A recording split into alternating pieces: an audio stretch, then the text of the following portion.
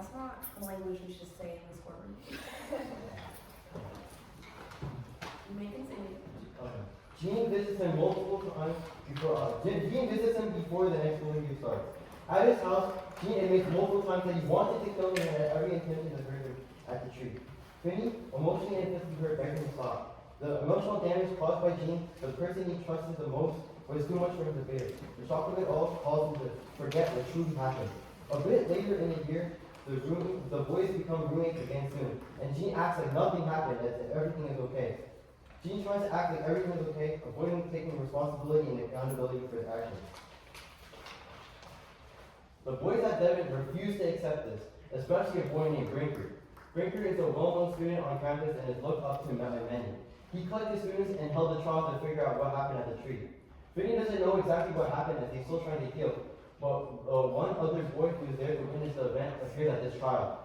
Leper Lepellier, the boy who stood at the bottom of the tree that day, showed up and explained that the boys were both on a tree. Suddenly, it all came back to Finney. Everything that truly went on that fateful day clicked in his head, no longer a blur.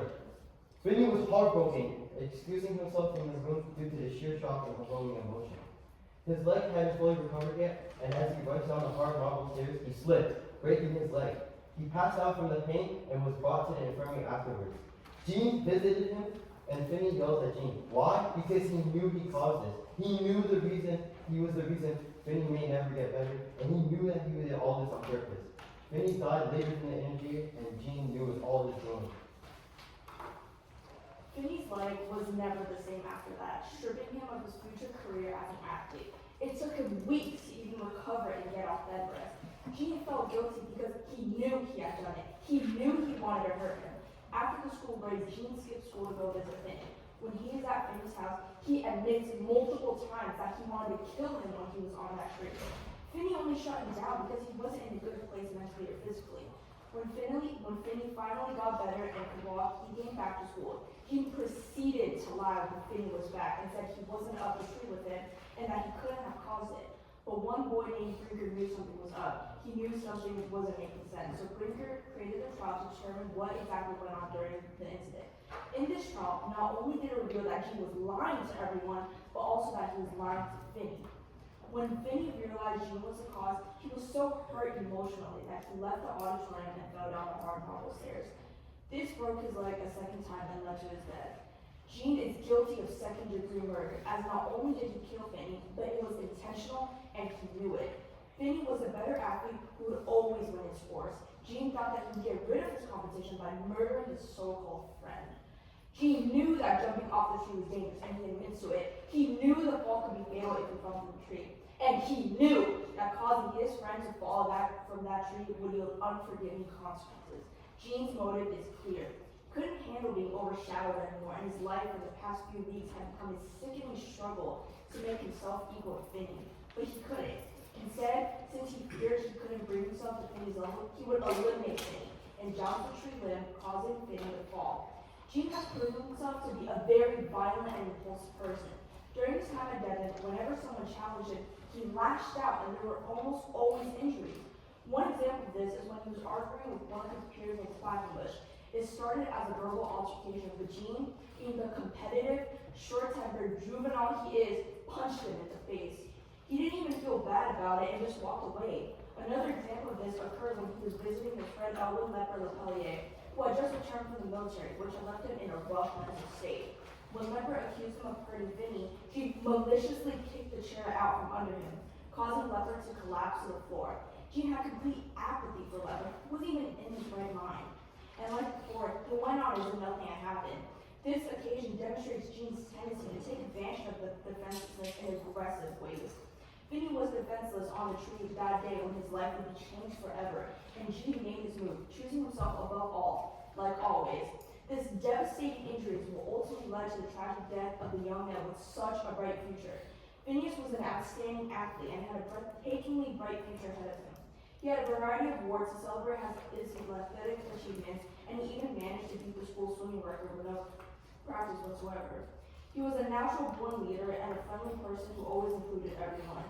He could never have seen this coming, especially from his best friend. This injury not only ended his career, but also his life. The only way to bring closure and justice to Finney and his family is to convict the person responsible for his death, Gene Forrester.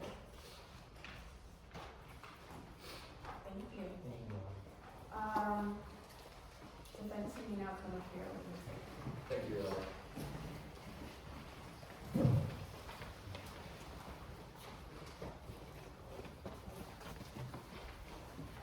Your Honor, members of the jury, my name is Madelyn, and my colleagues and I are representing Gene Forrester. Phineas Holman and Gene were an inseparable couple. They made sacrifices for each other, fought for each other, and pushed each other to be their best versions of themselves. Yet today, the prosecution is here, accusing Gene of murdering Phineas, attempting to tie two unrelated events that are a year apart together. They will have you try to believe that the facts of this case point to my client. They will try to convince you that Gene is someone he is not. The truth is, however, that no one is to blame for Phineas' death. The event they say Gene initiated and killed Phineas was a year before he passed. The cause of Phineas' death? Due to a surgical error relating to a different incident. Still, the prosecution is here, attempting to seek justice for an unfair death. Because of this, there are holes in the case. Holes which you will need to use as jurors, which you will need to consider as jurors, and use to find the defendant innocent in this case. Phineas, also known as Finney, was Gene's roommate during their time together at Madelyn High School. Doing everything together, from studying together to breaking school rules together, there was no doubt that Gene and Finney were also best friends. They complemented each other's abilities too, with Gene's cleverness helping Finney improve his grades, and Finney's inventive minds always coming up with something for Gene and Finney to do. One of these things that Finney came up with, involved a large elm tree lying at the side of the Madelyn River. Finney, seeing this tree and wanting to have some fun, decided to try jumping from it, convincing Gene to do the same. Soon, jumping from the tree would become a daily routine for his friends, with them even creating a club around it, the Super Suicide Society of the summer session. As this club went on, Finney decided he wanted to try more dangerous feats. Eventually, he reached the idea of attempting to double jump off the tree. Dragging Gene along with him, they run up the ropes. Finney, getting ahead of Gene, steps into a branch of the tree to jump, moving out in the to allow Gene to get on the block. However, as Gene stepped onto the branch, the limb jacked. It was not used to this amount of weight. This would cause Finney to fall. This accident was devastating for both of them, with Finney shattering one of his legs and Gene feeling guilty about the incident. In fact, my client over there felt so guilty that he began to believe that the fall was his own doing. However, Phineas, who could read him like a book, knew that Gene would never do something like this, and did not blame him for any of it. Instead of hiding from Gene, he called him to make sure that they were still rooming together. Instead of fearing every moment he spent with Gene, Finney slept in the same room as him. Instead of hiding from Gene or making him appear stronger, he would show weaknesses, something that Finney would not show anyone else. As the next session of them continued on, Finney began to recover, with Gene right by his side. Eventually, Finney regained the ability to walk and started back to being his old self, dancing on tables and having snowball fights and even organizing events. It was clear that Finney had moved past his injury and moved on with his life. However, this recovery would not be enough for everyone, leading to Brinker Hadley, the hallmate of Gene and Finney, taking the two out of their beds in the middle of the night, dragging them into an assembly room. In this assembly room, the pair would be put in front of a crowd and be questioned. As Brinker probed deeper and deeper, Finney began to get more distressed. Soon Finney became tired of the facts that Brinker was getting and stormed out the courtroom. Sadly, in his haste, he fell down a flight of marble stairs, breaking his leg again. This time, with the break being much cleaner, Finney was expected to recover again without many problems. Even though Gene had faced his own emotional turmoil the night before, he still tried to help Finney, bringing him close to the infirmary and talking to him about the night before. At this point in the story, it's important to ask the question: did Finney blame Gene? Does Finney believe Gene is guilty for either incident? The simple answer is no. In the infirmary, Finney tells Gene that he doesn't blame him for anything that has happened, saying that he knows that Gene did not plan for anything to happen in the tree. Not only this, an entire year, a year has passed between the initial injury of Finney and his death. How is Gene responsible for the death of Finney? Finney's initial injury didn't result in death, and he was able to eventually recover from his injury. In that year between the initial injury and his death, Finney had gotten much better. He was able to do a lot of things aside from playing sports. He was even able to have a snowball fight. After this, Gene leaves Finney and is told by the doctor that Finney will undergo surgery later that day. Gene goes through his day and soon comes back to the infirmary where he is informed that Finney's someone has died. He was killed by the marrow of his bone leaking into his bloodstream. Just as a recap, we have prepared a presentation.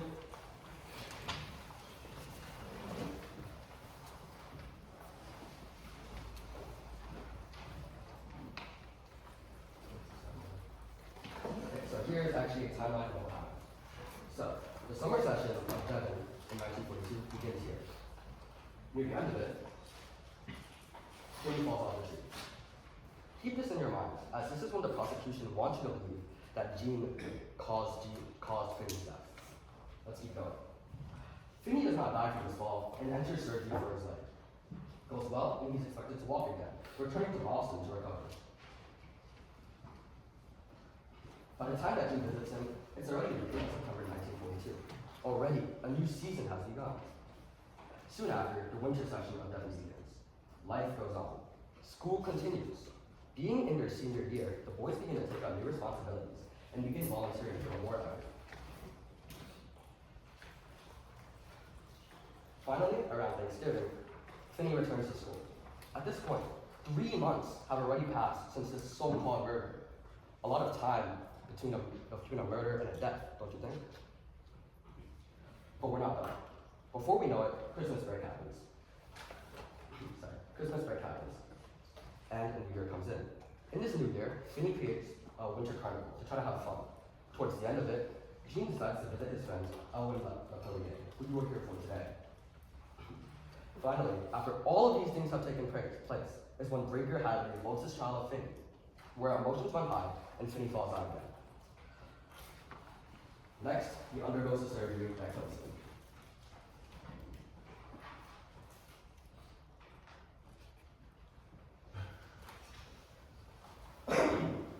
Your Honor, ladies and gentlemen of the jury, this is the full timeline between the so-called murder and Phineas's death. The case covers all of this time. So many events have happened between it, and yet the prosecution is still here, trying to tie them together. It's clear that the events are unrelated. Your Honor, ladies and gentlemen of the jury, this case is not justice, it is cruelty. Gene Forrester, one of the brightest students that Devon High School had to offer, is a service member, a son, and a friend. The evidence and facts that will be presented to you today will demonstrate to you that the time gap between the initial fall and Phineas's death is too great for there to be a significant correlation. It is wrong for you to send a young man with a bright future to prison out of pure speculation. My client lived through this case and had to grieve the loss of his best friend. And yet here we are, opening old wounds as he's forced to sit here and testify that he didn't kill his own best friend. One innocent life has already been taken. Is it really the right path to cut short another? Thank you. Okay. Prosecution, you will now call your first witness. Thank you, Your Honor. I call to the stand Cliff Blackenberg.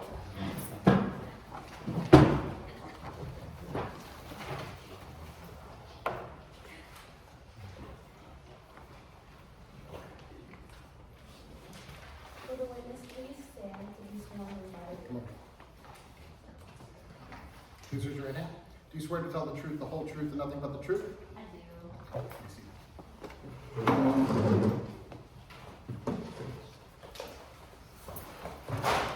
For the record, can the witness state their full name? My name is Cliff Blackenberg. What's your position at the School of Devon? I am the I'm the official crew manager at Devon, and I'm also a attending student.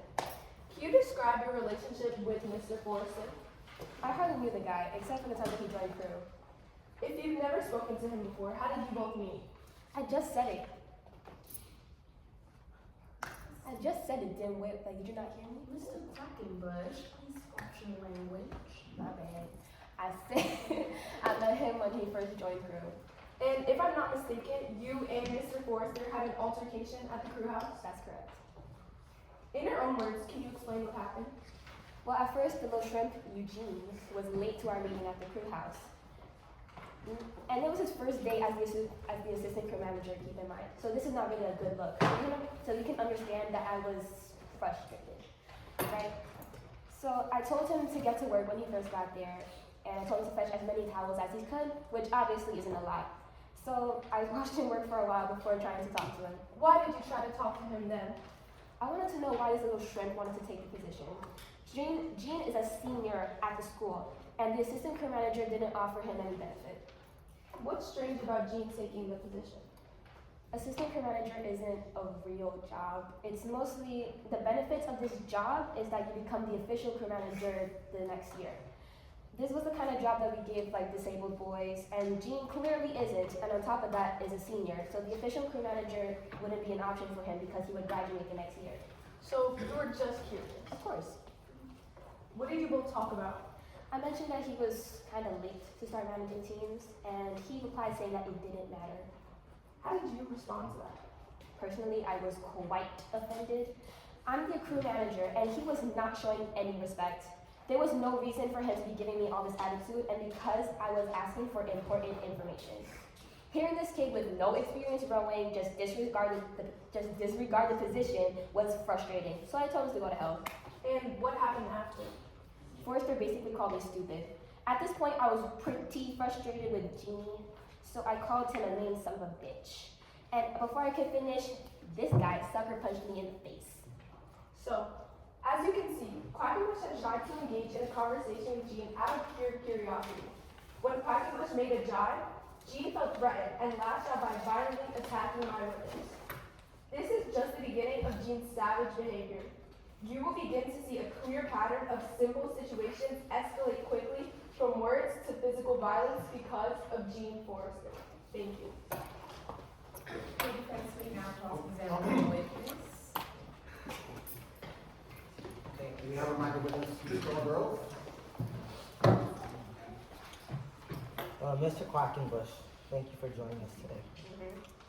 Could you explain again the role of Mr. Forrester at the crew house? Mr. Forrester had chosen to be assistant crew manager. Is an assistant crew manager a very respectable or competitive job? Not at all. Then why would somebody that is really competitive and violent, like Gene Forrester, pick a role that doesn't really even matter? That's what I was trying to find out. During your altercation with Gene Forrester, what was the thing that you called him? A maimed son of a bitch. Could you please define the term maimed for me? Maimed means, well, grievous bodily harm. That means you're violent or aggressive. Is that really what it means? Well, girl, I wouldn't know. You said it. Well, when you say that someone is maimed, you mean that they have been mauled, they have been damaged, basically. It means that they're injured or disabled. I just said it. Well, was there somebody who was close to Gene Forrester that was maimed at that time? At that time, none other than Finney. Finney was Gene's best friend. Finney was named. Yes, he was maimed. Well, is it possible that Gene might have been offended since you called him maimed and his best friend was really injured? Gene's relationship with Finney is honestly none of my concern. My concern with Gene is him being on time to our meeting and doing his job as the assistant crew manager.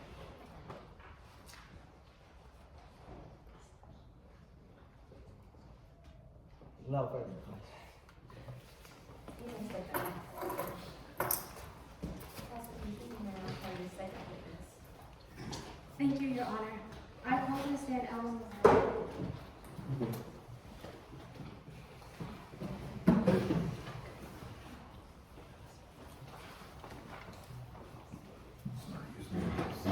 Will the witness please stand and be sworn in by the witness? Please raise your right hand. You swear to tell the truth, the whole truth, and nothing but the truth? I do. Thank you.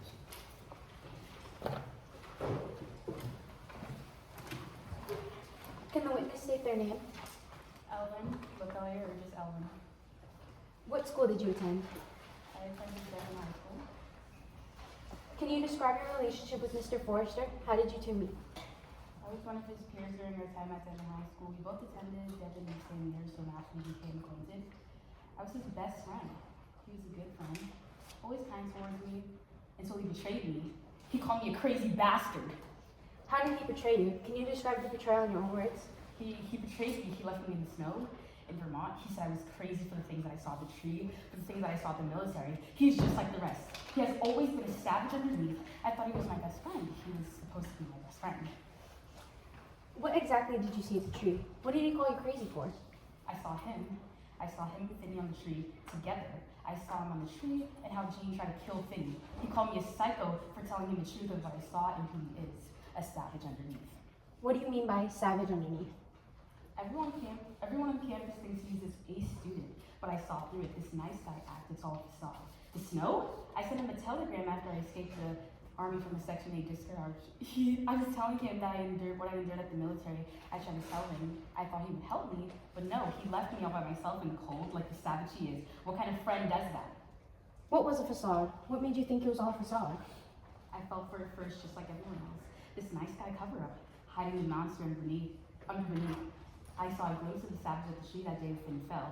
The day Gene crippled him for life. I admitted a hell of a lot to myself back then. Not about him. I wasn't thinking about him. Why the hell would I think about him? He never thought about me. I was his best friend. I thought about myself and Ma and my old man and pleasing them all the time. Does Gene often act violently and talk without regarding others' feelings? Yes, he does. After I left school for the military and came back, I sent him a message to visit me in Vermont. He kicked me out of my chair in a fit of rage because I told the truth, the pure truth. What message did you send him? Please recite it in word for word. And why did you specifically send it to him? This was the letter that I sent Gene, and for word, it says, I've escaped and I need help. I am at Christmas location, you understand. No need to risk the address here. My safety depends on you coming at once. Signed, your best friend, Madelyn. I sent Gene the letter because I thought we were close friends. I thought I could depend on him and he'd understand me. But he said I was a psycho, just like the rest. What was the Christmas location that you mentioned? My home in Vermont. It was quite snowy at the time, hence the Christmas name. What does this message mean exactly? It means I successfully escaped from that nightmare of military training and went back to Vermont. I trusted him to come. Why did you escape? A Section 8 discharge, can you believe it? A Section 8 discharge is for the nuts in the service, the psychos, the funny farm candidates. I wasn't going to let them do that to me, so I left. Can you walk us through what happened in Vermont? What led him to kicking you out of the chair you were sitting on? He came. I fell for it just like everybody else. The nice guy cover-up, hiding the monster beneath. I saw a glimpse of the tree that day that I fell. He came and I invited him to my home. We just started talking in the kitchen. I told him about my escape from the military, explained to him why I did it. The second I brought to the tree and what happened there, he freaked out. He kicked me out of my chair. Finding my mother and then eating a hearty meal with her like he didn't just attack me. Do you know why he kicked you out of the chair? Because he can't admit he betrayed his very best friend. He can't accept he ruined Phineas' life. It would go against the nice guy act. I just told the truth.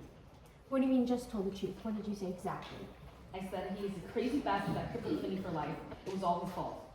Your Honor, members of the jury, it is evident that Leopard and Gene were close friends. In fact, they were so close that the first person that we wanted to reach out to after escaping the military was Gene.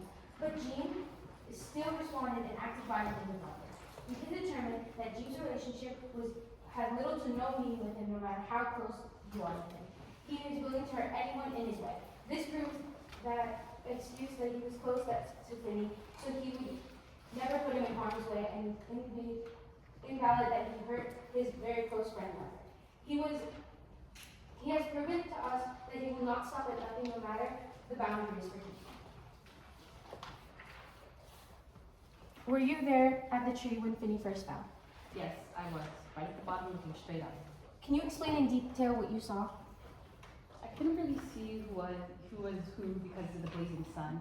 But one of them was holding onto the trunk of the tree, and I'm sure his hand anchored him to the back of the trunk. The other was further on the limb and looked like an engine. I can't remember the stupid name, but the first piston sinks, then the other sinks. The one holding onto the trunk sank, and then the one with the limb sank. Ah, a piston. Like a piston, that's right. So we can assume the one holding onto the trunk is Gene and the one that sank was Finn, right, Leopard? Yes, you can. Did Brinker's friend take you to the assembly room late at night past curfew to interrogate Gene and Finney about Finney's fall from the tree limb? Yes, he did. I'm very good at details, you know. What do you mean by you're good at details? I love looking at the little things. I love nature, and unlike others, I'm quite observant. People call me crazy because I do things differently, like skiing. I like to go slowly and look at the trees and the snow. Others go too fast and miss out on all the small, beautiful things. Why do you think Brinker and his friends took you to the assembly room to question Gene? Well, I was there. I'm a first-hand witness. I saw everything. As I said, I'm great with details. I suppose they knew I could provide them with reliable information for the trial. What main question did Brinker and his friends ask Gene? I remember Brinker asked Gene where he was when Finney fell off the tree limb. And where did he say he was? He said he was on the ground near the bottom or the tree or climbing the rungs. If I recall, he said he didn't remember very clearly. But you clearly saw Gene and Finney in the tree together about to jump, correct? Yes, I did. Your Honor, members of the jury, as you can see, Gene, so-called the brightest student down in school, lied about his whereabouts in front of all of his close friends. Why would he do that if he was innocent? If he was able to lie in front of them to his closest friends, how would he know that he would lie in front of strangers? How can you truly trust his statements? Thank you. No further questions. The defense may cross-examine the witness.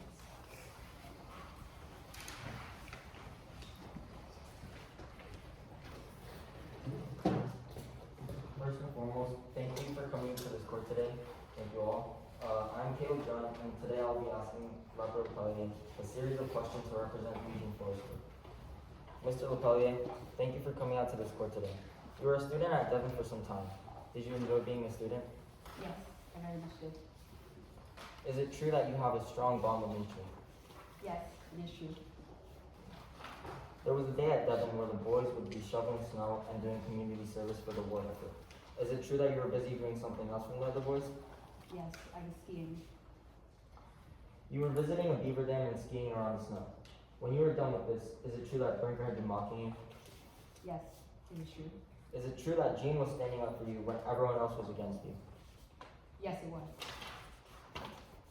More specifically, is it fair to say that Gene has been the type of person to be patient with you? Yes, very so. Mr. LePellier, you end up enlisting for war after recruiters from the ski troops came to the gun school. After you enlist, some time passes, and you leave the army and go back to Vermont home. I'm sorry you went through such a difficult situation dealing with the hardships of training. Who did you reach out for help? I sent a letter to Gene. He goes all the way to your home in Vermont to make sure you're okay. You call him a savage and break down into tears. Do you despise Gene? Yes. Regarding your time of service, may you describe how basic training was? It was quite hard, and I did not like it. I stopped things. Are you still in the military? No. Did you end up getting deployed for battle? No. Mr. LePellier, it's important to refer to your time in basic training. Did you complete basic training? I did not. Is this due to dishonorable discharge? Yes. When you left basic training to go home, did you have permission in doing so? No. Is it true that you heard you would receive a Section 8 discharge? Yes, it is true. What is a Section 8 discharge? A Section 8 discharge is something they give to crazy people, which I was not. Is it true that your intent to escape the military was to avoid this discharge? Yes. Mr. LePellier, I understand the challenges you may be facing from the Army. However, did you know that being absent without leave is a serious offense? Yes. So you were meant to receive a Section 8 discharge, but now on top of that, you deserve dishonorable discharge as well. Is that so? Yes. Just to refresh our minds here, shortly after your enlistment of the war, you sent a telegram message to Gene Forrester. When you sent that telegram to Gene, what exactly did you tell him? I just told him to come to my house in Vermont after I escaped the military. You escaped from what? The military. From the military. Urging for help from Gene. Out of everyone you could have asked, you asked Gene for help, and it had also seemed as if you were aware that escaping would cause serious mishaps, and it was clear that you didn't just disregard the idea of being absent without leave, being absent without leave was just normal. Or not normal.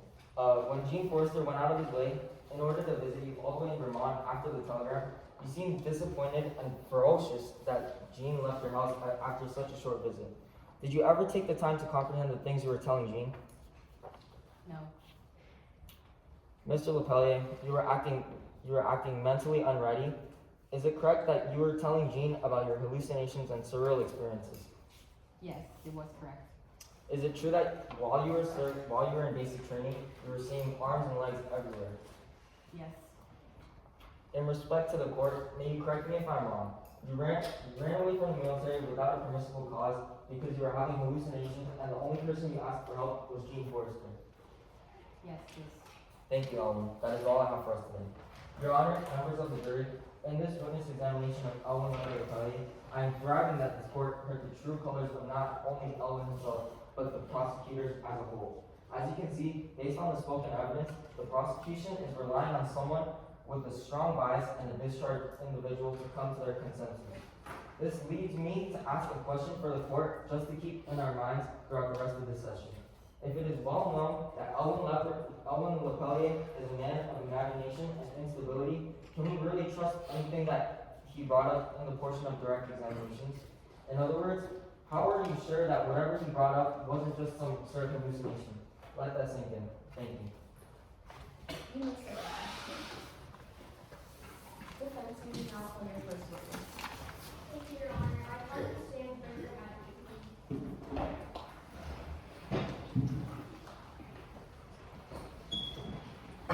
So that was the whole prosecution's case now? Just my definition. Will the witness please stand and be sworn by the judge?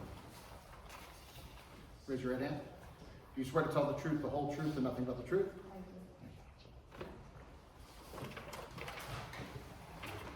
Could you please state your name for the court? My name is Brinker Happy. What high school did you attend? I went to the Devon boarding school with Gene Forrester and Phineas Madelyn. Would you have considered Mr. Forrester and yourself to be close friends? Of course, Gene and I are good friends. As his friend, what is your perception of Eugene Forrester? He was a bright student, smart, serious, and pretty responsible. And why exactly would you characterize Mr. Forrester as a smart, serious, and responsible student? I mean, on paper, he was academically smart, he was valedictorian. He was always trying to get to class on time, and even with Finney, he always helped Finney around with his broken leg. In your own words, how would you have described Mr. Holman and Mr. Forrester's relationship? Close friends and roommates. I mean, everyone at school knew that. Even when Finney was injured, Gene took it upon himself to be there not only physically and mentally for Finney. Is it true that Mr. Forrester was supposed to enlist in the military with you? Yeah, he was supposed to, but the next day he changed his mind. Once Finney returned to Devon, he was suddenly against enlisting. Have you ever noticed any animosity between Mr. Forrester and Mr. Holman, like jealousy, for example? Me personally, I've never noticed anything of the sort. Actually, they had one of the strongest bonds at Devon. So, considering that, do you believe Mr. Forrester had it in him to kill or try to kill his closest friend, Finney? No. I mean, above being an excellent person and student, Gene actually cared deeply for Finney. He was distraught by Finney's death like the rest of us, and he was actually Finney's biggest supporter. He wouldn't dream of eliminating his best friend of all people. When Finney was hurt, obviously he couldn't compete in the 1944 Olympics like he thought he would, so Gene took his place. He wanted to keep Finney's dream alive just for his sake. So, could you explain what caused the fall down the stairs the night Phineas injured his leg? So that night, me and my friends brought Gene and Finney to the first building's assembly room to get the facts about what happened with Finney's leg. The conversation put a lot of stress on Finney, so he stormed out of the room. But his leg wasn't fully healed, so when he was walking down the stairs, I guess he fell. It all happened so fast, so we called the school's wrestling coach to call for first aid. Then Dr. Stanpole, who's here with us today, took him away to the infirmary. So, Phineas got upset and stormed out of the room by himself, is that correct? Yes, that's correct. And when he stormed out of the room, Phineas slipped and fell down the stairs? Yeah, we all heard the loud bang when he followed and we ran down to help him. Why did you host the trial in the first place? To be honest, it was out of personal curiosity. There was so much gone unsaid of Finney's incident, I just had to test the truth. I wanted everyone to be honest so we could just clear the air and finally get things done with. Did your friendship with Mr. Forrester change at all after Phineas's death? I mean, we continued to be friends. There wasn't really any bad blood between us, and I stopped making jokes about him causing Finney's injury. Members of the jury, as you can see, the bond between Gene Forrester and Phineas Holman was undeniable. Nothing beats a first-hand witness like Bertha Hadley of the lengths these boys would go for each other. Finney stormed out of the room by himself and fell down the stairs. Members of the courtroom, you cannot deny what is right in front of your eyes. You heard the raw devotion Gene had towards Finney, the good morals in his heart, and the bright future ahead of him. Do with that what you will. We have no further questions. Thank you. The prosecution will now call his witness. Okay. Mr. Hadley, is it true that you came into Finney and Jane's door past curfew and took them to the assembly room? Yes, that's correct.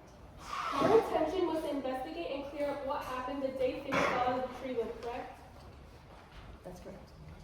Did you yourself suspect Gene for causing Finney to fall out of the tree? I held the trial just so we could get the truth. I didn't have any personal feelings towards him. So you started it. So you started it because you were curious and wanted closure. That's correct. If you were so confident that Gene didn't have anything to do with Finney falling, isn't it true that you had never started this investigation at all? That's what you think. But the trial was held because I wanted to clear the air, and there was Finney's leg was causing a lot of drama between our friends and causing a lot of chaos at school, so I just wanted to get it over with. Okay, so just to confirm, on the night of your investigation, you first went to Finney and Gene's dorm after curfew and brought them to the assembly room and tried to get the truth on what happened that day. Yes. When it became clear that neither of them could recall the exact details of the incident, you decided to bring in Leper, right? Yes. Someone who was present on the day of the fall and claimed to remember everything, correct? Yes. When Leper gave his statement, after you guys went to go get him, he confirmed that both Finney and Gene were in the tree at this time of the fall. Is that correct? Yes. But before Leper even entered the room, Finney asked Gene directly if he had been at the bottom of the tree the whole time. And Gene answered yes. Is that right? Yes. And when Finney asked Gene whether he saw the tree shake, Gene responded with, "I don't recall anything like that. Do you remember that?" Yes, I do. So Gene told Finney he was on the ground when he was actually in the tree, and he denied saying anything that might explain the fall. Would you agree that those are lies? I would say that Leper's questions were unclear and vague because when Leper came into the assembly room, obviously he's a crazy person. You saw him while he was talking. He's messed up in the mind. Gene probably didn't know how to answer his questions clearly. But even you thought that a leper can remember every single detail. That's what you said. That's what Leper said. But he's crazy. Why would we trust him? No, but you said that you said in the investigation that you believed that Leper could remember all the details, and he has extremely great memory. To the extent of his mental state, yeah, I guess. So you agree that those are lies that Gene said? Yes or no? Yes. So lies being told not only to his friends, but to Finney, the person most affected by what happened. Thank you, Mr. Hadley. Based on your testimony, it is clear that Gene deliberately misled Finney and everyone else about what really happened that day. He was not truthful when it mattered the most, not even to his best friend, Finney, who suffered the most devastating consequences. This wasn't a harmless lie. This was a betrayal that cost Finney his athletic future, his hopes, and ultimately his life. We have no further questions. Thank you. You may sit down.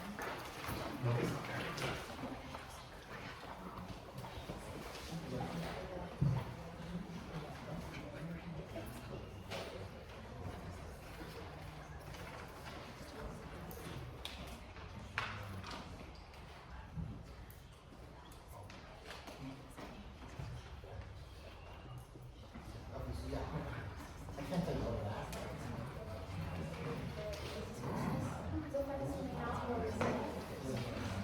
Thank you, Your Honor. We're gonna take a 2-minute pause so that the jury can witness everything. think that we can.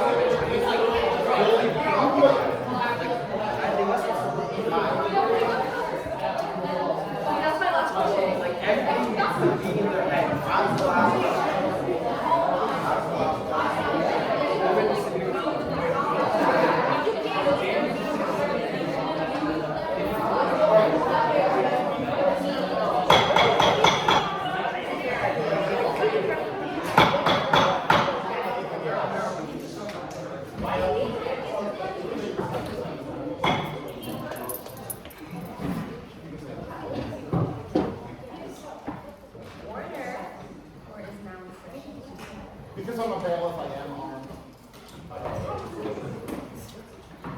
Okay. Defense, we now call your second witness. Thank you, Your Honor. I call to the stand, Vincent Stanford.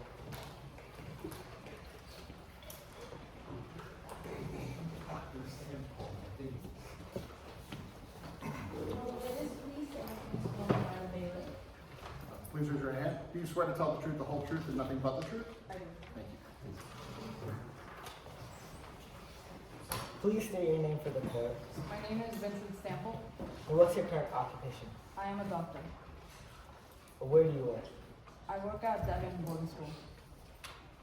Could you please explain what happened during Finney's first injury? So what I know is that Finney had fallen from a tree and shattered his leg. He was in the infirmary for a few days, and he would be able to walk again, but the injury sadly ended work for him. Did Finney personally ask for any visitors during his time in the infirmary? Yes, he specifically asked for Gene Forrester. Now, how did my client, Gene Forrester, react when you told him about the effects of Finney's injury? I mean, he started crying, he covered his face, and can't really blame him. He felt like really sad. What did he tell you when he started crying? I told Where's him, that? sorry. I told him to be cheerful and hopeful. I mean, Finney did ask for Gene out of anybody. Now, could you please describe what happened during the second injury? Well, I was woken up in the bed in the middle of the night by a student, which informed me that Finney had fallen from marble stairs.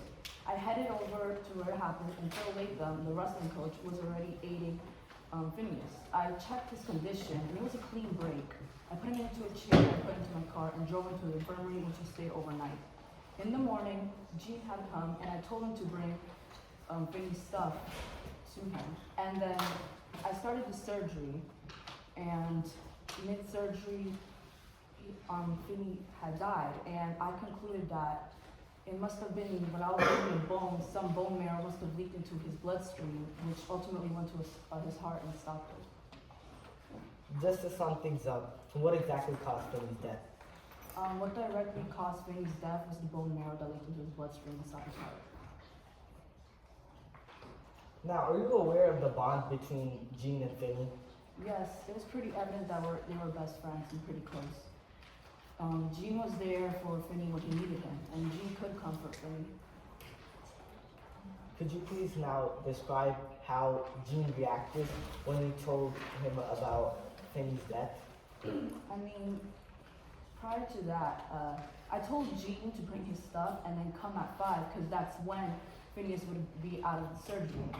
And while I was walking out after Finney died, I mean, I was really stressed out, and I almost didn't notice Gene, which was sitting on the bench.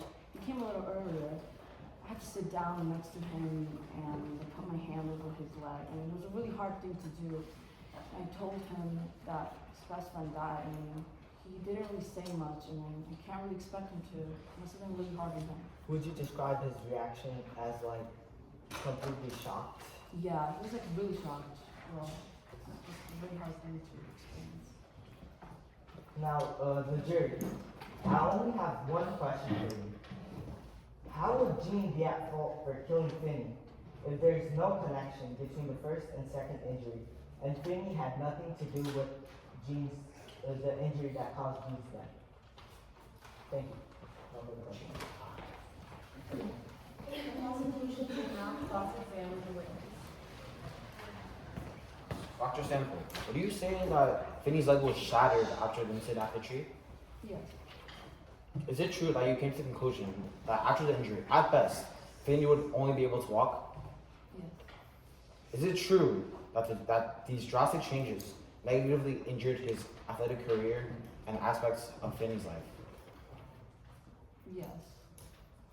Is it true that if Finney had never broken his leg before, the second break wouldn't be as severe? Not necessarily. I mean, if anyone could fall at any moment and just break their leg. And plus, it's 1942. I mean, the war's going on and everything. I mean, medical supplies aren't really being advanced. So I can't necessarily say that the first injury caused the second injury to be more severe. Was Finney unable to join the military or pursue competitive sports after this injury? I'm not quite sure since that's just a student. I'm not really personally close to him, so I wouldn't be aware of that. So as a doctor, from your perspective, He wouldn't be able to continue sports as I've known, but I don't know about military. Military, I'd say no as well. Dr. Stanhope, when Finney first broke his leg, you only allowed Gene to visit after a few days of hospitalization. Is it true that after only one visit, you restricted Gene from visiting Finney? Yes. Why is it that you restricted Gene from visiting Finney in the hospital? Was it because Finney was not well enough to have to deal with visitors again?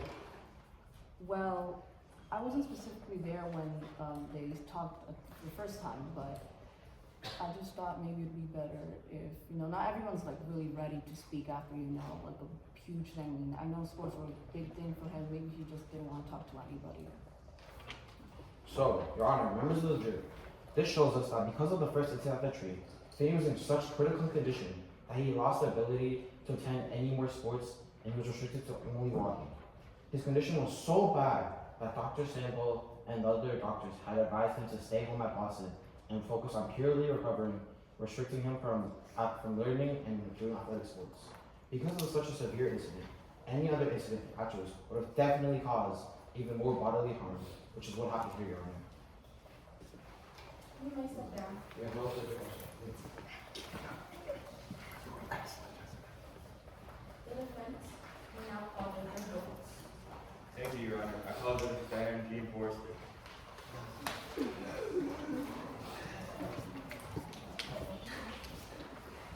Will the witness please stand and swear by the oath? Please raise your right hand. Do you swear to tell the truth, the whole truth, and nothing but the truth?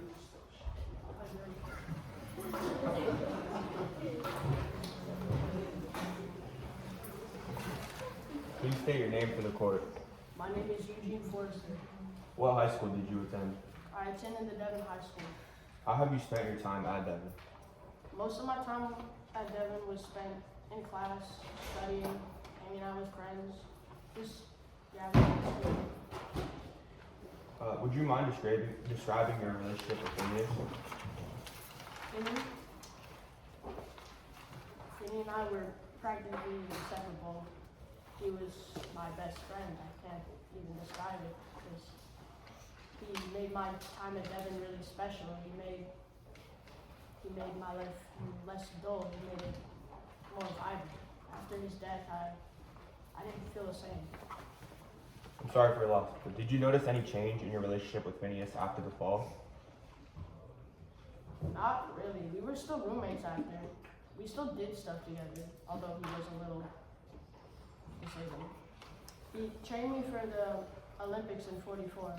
I helped him study Latin. I remember one time when Breaker Hadley was in our room, he only asked me for his crutches. I think he still trusted me after. Was Phineas fall from the tree the first mishap at the tree? No, it wasn't. Before this, Finney and I had attempted to do a double jump with me ahead of him. When we both set out from the tree, I lost my balance and he caught me. Did you ever have any feelings of jealousy towards Phineas? Yes, at times I did. I think a lot of people did. He was very likable. He had very desirable qualities that made him very admirable. Would you mind explaining your point of view on how the incident happened with Quackenbush? So, for a little context, I am an assistant crew manager for the rowing team. I was in the boathouse near the Naguamsay River. It's a river near our school. And I was just tending to my assistant crew manager duties. And then Cliff just started picking on me. He was talking about how it must be embarrassing to be an assistant as a senior. It's just basic banter, so I thought nothing of it. But then he took it too far because he started making fun of disabled people and Finney in general. So at the time, I was still processing his injury, and my first impulse was just to defend Finney. How would you describe Elwin LaFellier and your relationship with him? Before the ski shoots, Leper was very curious. He was a curious boy. He would focus on nature rather than what everyone else was doing. I remember one time when we had to shovel snow, Leper skied around, looking at every tree and every plant. People made fun of him after, but I didn't think it was right. I'd say we were decent friends. Would you mind describing your visit to Elwin's? So, he sent me a telegram before during our winter carnival. So I went to his house in Vermont from New Hampshire in the cold. When I visited his house, he was acting kind of peculiar. As I was walking to his front door, he just stared at me. Then when we sat down, he then started talking about how places in his house had problems and that it's safe just to stay in dining rooms. And then he started going on about how he escaped the army and how people thought he was psycho. It then escalated and he started calling me a savage and said that I pushed Finney out of the tree on purpose. When we were outside, he described a gory, blood-curdling story about things he saw in basic training. I left shortly after because I just couldn't hear him anymore. Is it also true that you were the only person to see Lepellier before the trial? Yes, I was. We have no further questions. Thank you. Your Honor, members of the jury, as you can see, my client, Gene Forrester, has right of justification of his actions against Quackenbush and Lepellier. This therefore disproves any claims about Gene's violent nature. Thank you. The prosecution will now cross-examine the witness. Gene Forrester. On the day you caused Finney to shatter his leg, did your action of jumping the limb, whether intentional or not, cause Finney to fall? Yes. Before the incident, you admitted in your diary on page 53, you're even in enmity. You're both coldly driving ahead for yourselves alone. You didn't hate him for breaking that school swimming record, but so what? You also yelled at him on page 57. Okay, we go. We watched little Lily Liver Lepellier not jump the tree and I ruined my grade. This is because you thought he was trying to sabotage your grades when you didn't even know he had a study in the first place. So, is it true that you had weeks of hatred and envy built up before the incident? No, it wasn't hatred towards him. I was just a little jealousy. It doesn't mean I Yeah, hate that's him. what I mean when I said envy. Okay. Yeah. So that was a yes. Okay. You were the only person close enough to cause Finney to fall, correct? Did you try to stop Finney from falling? I did not. Did you try to help him? I couldn't. According to you, Finney hit the bank with a sickening, unnatural thud with unthinking sureness. I moved out on the limb and jumped into the river, every trace of my fear forgotten. Is it true that you waited until after Finney hit the ground to jump for the tree and you didn't immediately go check on him?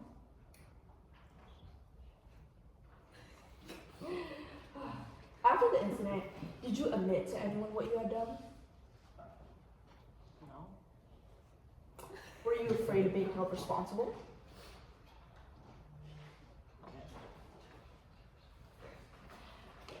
Did you admit to Finney that you purposely tried to kill him at the tree when you visited him in Boston?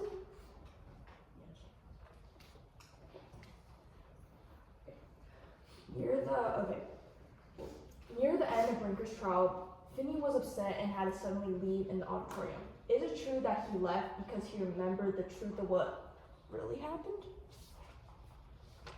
Yes. Is it true that Finney lost his mind because he was so upset that he couldn't join the military due to a shattered leg that you caused? Yes.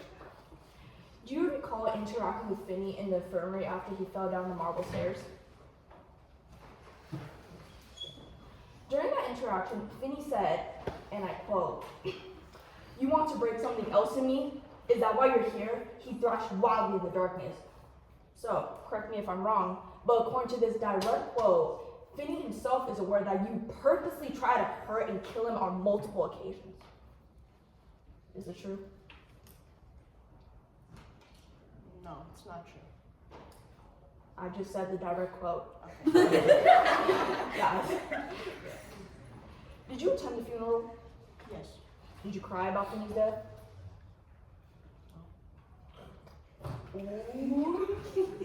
On page 204, you said, because my war ended before I ever put on my uniform, I was on active duty all the time at school. I killed my enemy there. Most of your time at Devon was spent with Finney, right? Yes. And in a significant portion of that time, you spent loathing Finney, building your feeling of enmity, correct? I did. Isn't it true that at one point you considered you two rivals? So Finney's conditions just coincidentally matched the words of "I killed my enemy there."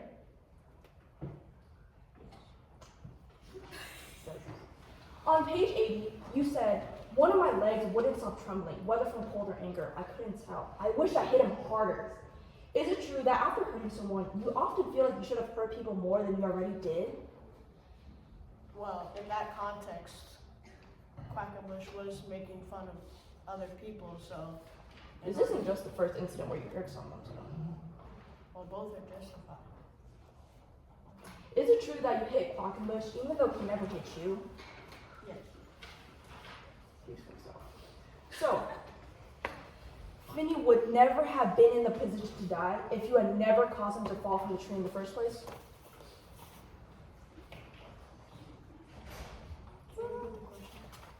So Finney would never have been in the position to die if you had never caused him to fall from the tree in the first place? No, because the first fall, he was recovering very well, and then on the second fall, He fell again after he remembered what really happened then.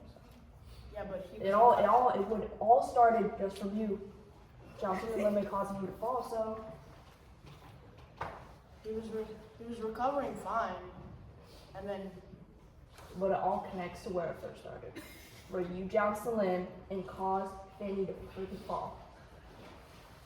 So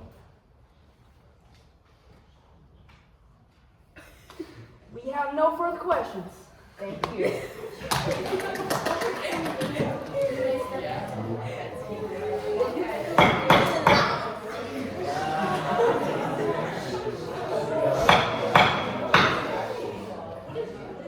Guys, you know, hammer means like immediate silence. Both the prosecution and the defense have rested their cases. The attorneys will now present their final arguments. Please remember what the attorneys say is not evidence. You have a duty to close.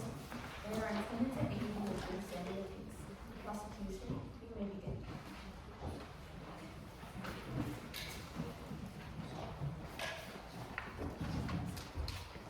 Hello, Your Honor. Gene Forrester is a sociopathic, violent, habitual liar. He intentionally hurt and killed his best friend, Vinny. This is not just a tragic incident. It was an act driven by jealousy and resentment. He hated and despised Vinny.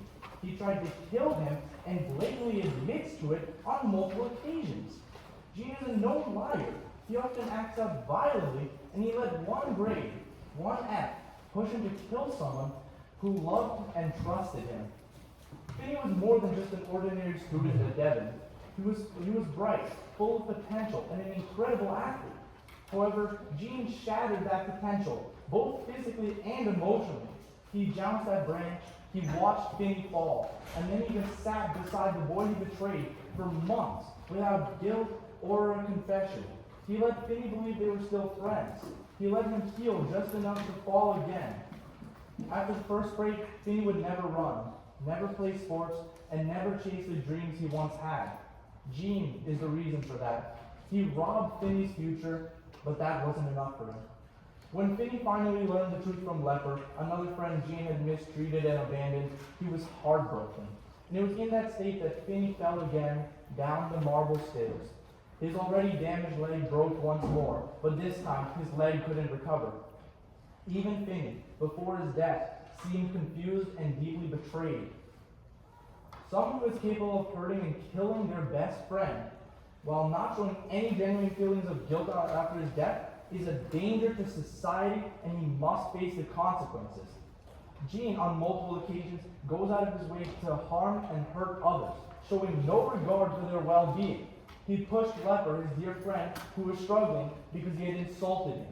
He left his friend outside in the snow without trying to help him.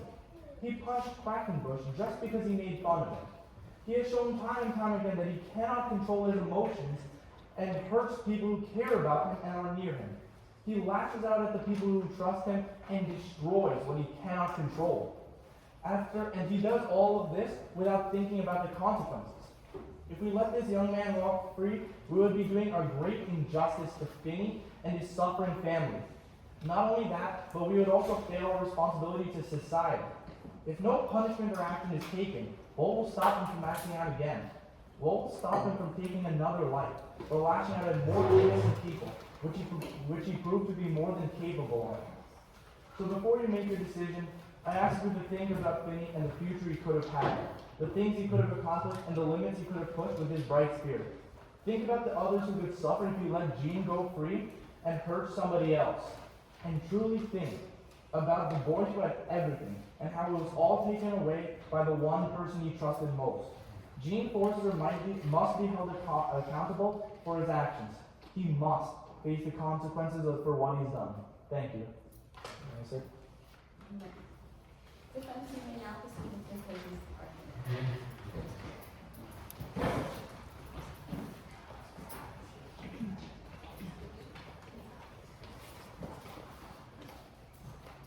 Okay. Your Honor, ladies and gentlemen of the jury, opposing counsel, my name is Ashley Shensu, representing my client, Gene Forrester. First, before I begin, I would like to thank the judge and the jury for your time and attention. Picture this. You light a match, and then you blow it out right away. Days, weeks, then months pass. All of a sudden, lightning strikes. A forest fire begins, and people start pointing their fingers at you. Would that be fair? Now imagine that the match was lit accidentally. Should you be the one to blame? If you disagree, why think this about my client, Gene Forrester? Members of the jury, the prosecution ignores one vital thing in their case: time. They did not acknowledge the time between the fall and the death itself. They completely avoided this. Why? Why ignore such an important factor in this trial? May I remind you that Phineas Homer died a year after the fall from the tree. Why did the prosecution want to tell you this? Why didn't they mention this at all? Do you want to know why? It's because it would destroy their whole argument. You can't predict what happens in a year. Why assume that my client can? This places reasonable doubt. The time between the fall and death is much too great. And even if the events are slightly related, correlation is not causation. Now, before we go any further, let us make one thing clear. It was never our responsibility to prove that the fall of the tree was accidental. Members of the jury, it was their responsibility to prove that it wasn't. They had to prove this to you beyond a reasonable doubt. It was their job, their duty to prove that, to disprove anything that could point to the fall being an accident. And they couldn't do it. But just let me help you, let me clarify. This wasn't the first time that someone also lost their balance at the tree. Gene almost fell too prior to Phineas's fall. They were both on the branch, with Gene in front, and he lost his balance. What this is showing to you is that the limb is just flimsy and can't stably hold two people. The only reason why Gene didn't fall to the ground is because Phineas grabbed him. But we know that Phineas is athletically gifted and had fast reflexes, something Gene unfortunately does not have, which is why he couldn't grab Phineas in time. This presents reasonable doubt because you can't be completely sure if Gene caused the fall or if the tree limb just couldn't hold him. The prosecution also tries to use my client's intelligence against him. My client, Gene Forrester, has demonstrated that he is extremely smart. He graduated as valedictorian at the most exclusive and prestigious boarding schools in America. The prosecution tries to use this to show that he's guilty. But don't you think that someone who is this intelligent would understand the basic concept of cause and effect? Gene knows that his actions will lead to consequences. So why would he risk his whole entire future and risk destroying his life just to supposedly get back at his friend? Gene knows that a murderous charge is a serious crime with a significant amount of jail time. It's not possible that someone this smart would destroy his very promising and bright future just because he's jealous. Members of the jury, this presents reasonable doubt. They also use the fact that my client is jealous of Phineas and that was his motive. But by that logic, none of you guys have been competitive or envious of your friends.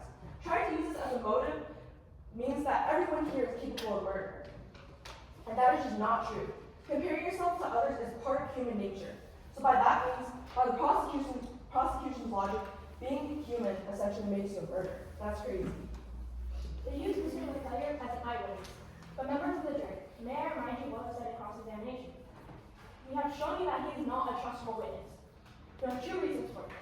First, his Section 8 discharge. Members of the jury, a Section 8 discharge is given to someone in the military who is considered mentally unfit for service. He has admitted to seeing hallucinations. He has admitted to seeing arms and legs everywhere. How do we know what he saw at the tree is not a hallucination? Members of the jury, this is reasonable doubt in itself. Reason number two, Mr. LaPellier is not impartial. Mr. LaPellier holds resentment towards my client, Gene Forrester. Therefore, he cannot serve as unbiased The philosophy trip to Central Park and the Metropolitan Museum of Art. Please meet in the lobby. Thank you.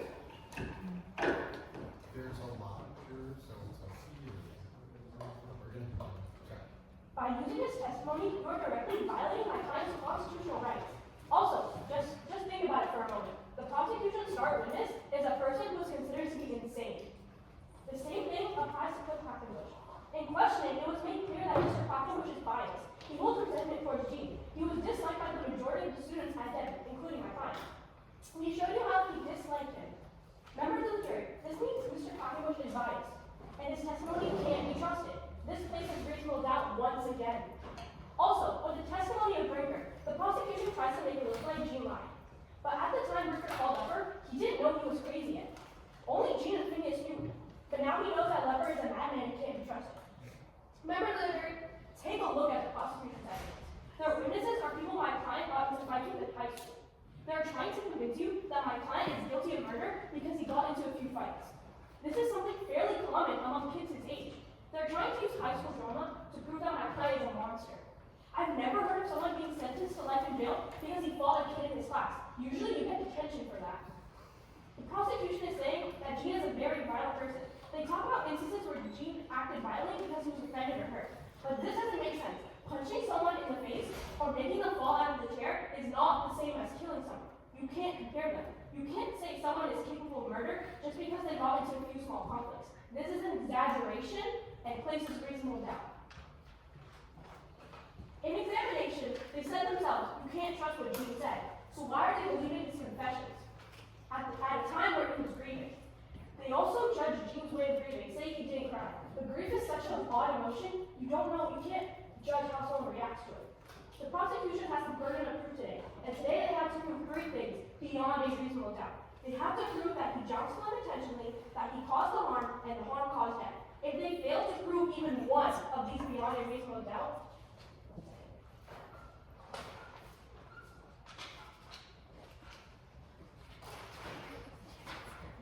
you cannot find my client guilty. Even if there's the tiniest bit of doubt in your mind, you must consider it. Members of the jury, if you're going to send this young man to jail, if you're going to end his life, you have to be 100% sure he did it. There can't be any doubt that he caused the fault or Phineas died directly because of him. If you're going to end his life, you have to be completely sure he is guilty. It is your job, as the jury, to consider any and all reasonable doubt. Throughout this trial, we keep presenting evidence that shows you that the prosecution cannot prove my client is guilty beyond a reasonable doubt. In our opening statement, we showed how the time between the fall and Phineas' death is much too great to put the blame on Gene. Members of the jury, Phineas fell from the tree in the summer of 1942, and he died in the winter of 1943. According to the prosecution, apparently Phineas Holman died a year after he was born. Not just that, but they remained good friends and maybe even got closer during his recovery. Also, Phineas didn't die from the fall. He died from surgical error. This surgery wasn't even for the injury that occurred from the tree. According to the prosecution, Phineas was murdered at the tree, but when we look at the facts, Phineas didn't die there. He died in surgery. So when was Phineas actually quote-unquote murdered? This is the first murder case I've seen where you can't point out the crime scene. Lastly, the prosecution's motive makes no sense. Like we said before, jealousy is a completely natural emotion that everyone in this room has experienced. And if you try to deny that, you're lying to yourself. It's literally human nature to compare yourself. Being jealous of someone is not a crime, and we have shown you that the prosecution has not proved that Gene committed second-degree murder beyond a reasonable doubt. Taking this all into consideration, I want you to ask yourself, what would be the reason for sending my client to jail? For all these reasons, please find our client, Gene Forrester, not guilty. Thank you.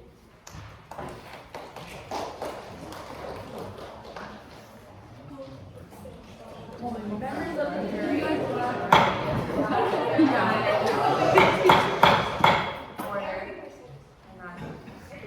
members of the jury, you have heard all the testimony concerning this case. It is now up to you to determine the facts. You and you alone are the judges of the facts. Once you decide what facts the evidence proves, you must then apply the law as I give it to you to the facts as you find them. Second-degree murder is an intentional, unpremeditated infliction of grievous bodily harm that results in death. In just a moment, the bailiff will take you to the jury room to consider your verdict. You have already selected a full person that will preside over your deliberations the way that a church person does at a meeting. It will be the court person's duty to deliver the verdict once the verdict is agreed upon. Whatever verdict is rendered must be unanimous. That is, each and every person must agree on the same verdict. The bailiff will now switch you to deliberation. All rise. All in all, if we get to the decision, it's like we're having like, Okay, jury, I'm gonna ask you please, follow me, we're gonna go around to this side, you guys.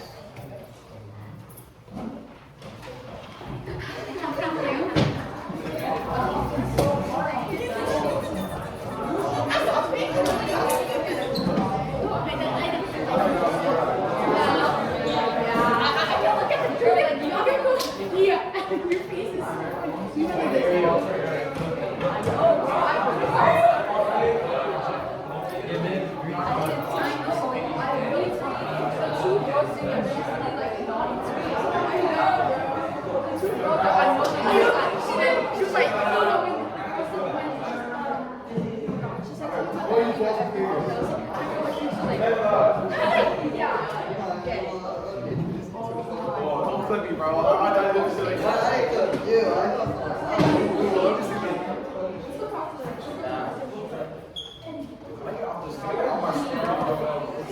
See how bad the old are there? Well, I'm cool. Sounds like fucking every single Remember this camera right there? It's like 8 months. Like, I want you to post it.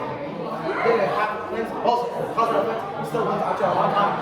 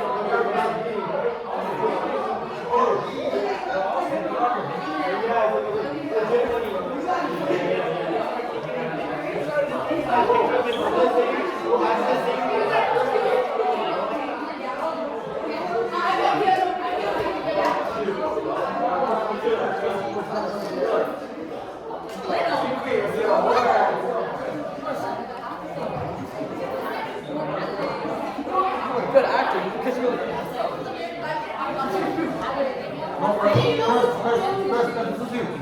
He does. And I would turn my head. Sorry. Okay, go ahead. Are you guilty?